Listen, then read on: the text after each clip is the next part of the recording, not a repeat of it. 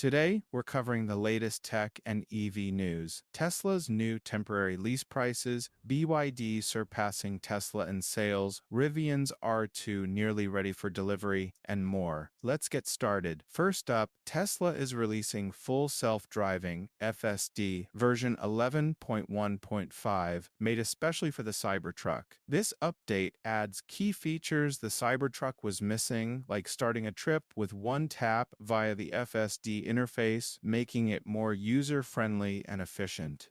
Next, it introduces reverse driving when FSD is active, a feature the Cybertruck lacked before, unlike other Teslas. It also brings pull-in auto park, letting the truck automatically park itself in a spot or garage. Plus, Tesla improved control to reduce shoulder drift and enhanced lane and edge handling near road shoulders. However, Summon and Smart Summon features still haven't arrived for the Cybertruck, which has been long overdue. This delay is likely due to the Cybertruck's unique all-wheel steering and other differences. This new update adds full automatic shifting to the Cybertruck, a feature that Tesla's other models have had for some time now. With this, you can shift out of park automatically just by pressing the brake and selecting the direction right on the screen, which clearly shows you where you're going. What's really impressive is that it also handles complex maneuvers like three-point turns with auto shifting, making the whole driving experience smoother and more intuitive. Overall, it's a significant upgrade that enhances convenience and makes daily driving with the Cybertruck feel much more natural and responsive. Next up, Tesla plans to roll out extended battery warranty options in 2026, letting owners extend coverage beyond the usual 8-year limit. Right now, Model S and X batteries are covered for 8 years or 150,000 miles, whichever comes first. Model 3 and Y long-range and performance versions have 8 years or 120,000 miles coverage. The rear-wheel drive Model 3 and Y get 8 years or 100,000 miles, and the Cybertruck matches the S and X with 8 years or 150,000 miles. Tesla says their battery packs typically last way beyond these warranty limits.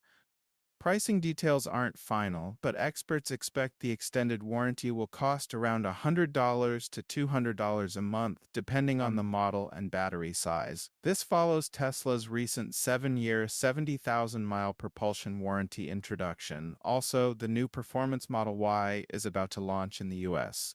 You can order it now, though deliveries haven't started yet, but folks are starting to get delivery window alerts.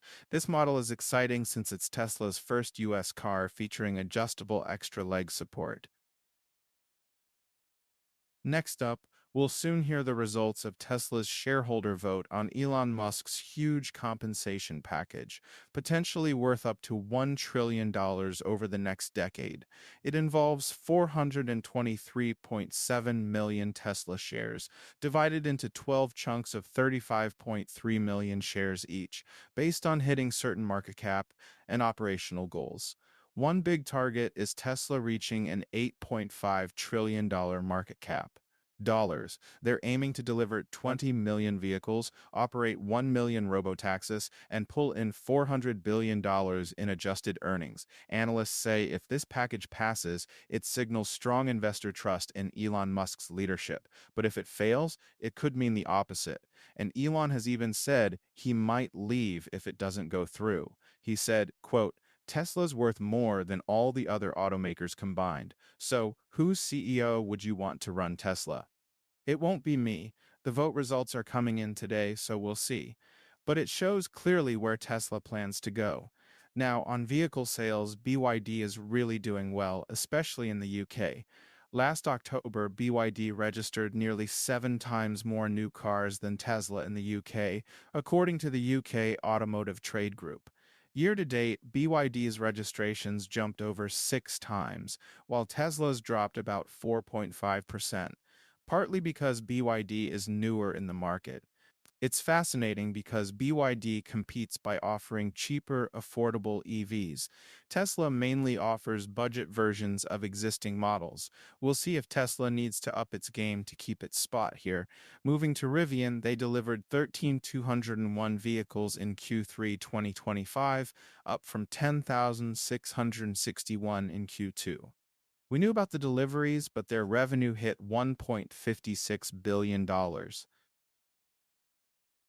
which was up 78% year over year. Of that, $1.14 billion came from automotive sales and $416 million from software and related services. Their gross profit totaled $24 million, with automotive still losing around $130 million but improving compared to last year. They expect total deliveries in 2025 to be between 41,500 and 43,500 vehicles. The big news is the R2, which they say is making major progress.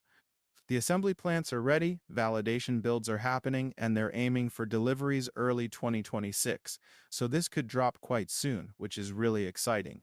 This is their more affordable model to compete with the Tesla Model Y, featuring that boxy design from a brand people really like. I think it's going to do well. The main question is how well they can scale and turn a profit. For the R2, Rivian plans to launch a special edition variant first in early 2026. This won't be the ultra top-tier tri-motor version, but a twin-motor AWD setup for launch. The base price is expected to land around $45,000.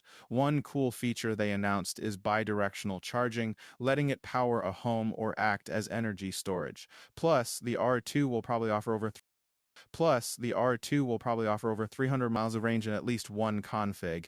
I'm curious to see the full lineup. What specs does that $45,000 model actually bring? At the same time, Rivian has launched a new AI venture called Mind Robotics, which focuses on industrial automation. They introduced this alongside their e-bike brand also. While Tesla tackles a bunch of projects under its name, Rivian is branching out quite a bit. CEO RJ Scaringe highlighted their push towards an electric, autonomous, software-defined future, similar in vision, but with distinct ventures for each area. Next up, Polestar announced the Polestar 4 will be the first electric vehicle to feature Google Maps Live Lane Guidance. This innovative system uses the car's front-facing camera along with advanced AI to read road signs and lane markings carefully, figuring out exactly which lane you are driving in. It then provides clear visual and audible cues about where you should be going. On the driver's display, you'll see your possible lanes clearly highlighted alongside a distinct indicator showing which lane you're currently in and where you need to move next for a safer, stress-free drive. Polestar says this update aims to cut driver stress, boost safety, and make missed exits or last-second lane changes feel less nerve-wracking. It builds on their Google partnership that started with the Polestar 2 in 2020, the very first car with Google's built-in software. Now, they're stepping it up with an impressive new feature that seamlessly blends real-world driving with smart tech, using AI and the car's front camera to guide you safely on the road. This should make navigating tricky spots much easier and more intuitive. Now, shifting gears to Ford. Ford's CEO Jim Farley says affordable EVs around $30,000 are just about here. These will be built on their new Ford Universal EV platform, designed for cost efficiency and flexibility. They've already sourced about 95% of parts, and equipment installation at the Louisville plant starts this year. To keep prices low, they'll use lithium iron phosphate batteries, which cost less overall. They hope these batteries will help make EVs cheaper and profitable at that $30,000 price point. Switching to OpenAI, they just announced a huge 7-year, $38 billion cloud computing deal with Amazon Web Services. This deal gives OpenAI access to hundreds of thousands of NVIDIA GPUs via AWS. It follows OpenAI's recent change, ending their exclusive cloud tie with Microsoft. OpenAI has expanded its infrastructure partners with this new deal. The deployment of this new computing power starts immediately, aiming for full capacity by the end of 2026, with possible growth into 2027 and beyond. Lastly, Chinese EV maker Aeon UT Super, a GAC Group and CATL project, is launching an electric car with a battery swap system that can fully swap the battery in just 99 seconds. This EV features KTL's Chaco SEB swappable battery pack and runs on a 54 kilowatt LFP battery, which is claimed to offer about 310 miles of range on the CLTC cycle, a lot more generous than the EPA. Surprisingly, this tech, often seen as premium, is coming in a car starting at just $14,000. It's a compact vehicle, roughly in the same ballpark as the Volkswagen ID.3. For those who'd rather charge than swap batteries, it supports regular charging and can go from 30% to 80% in around 26 minutes. Several Chinese automakers are working with KTL on battery swapping, so it'll be great to watch this trend grow there. Tesla once considered it, but dropped the idea due to scalability issues in the US. We'll see how China handles it moving forward. That's today's latest on EV tech and Tesla. Thanks for watching. See you next time.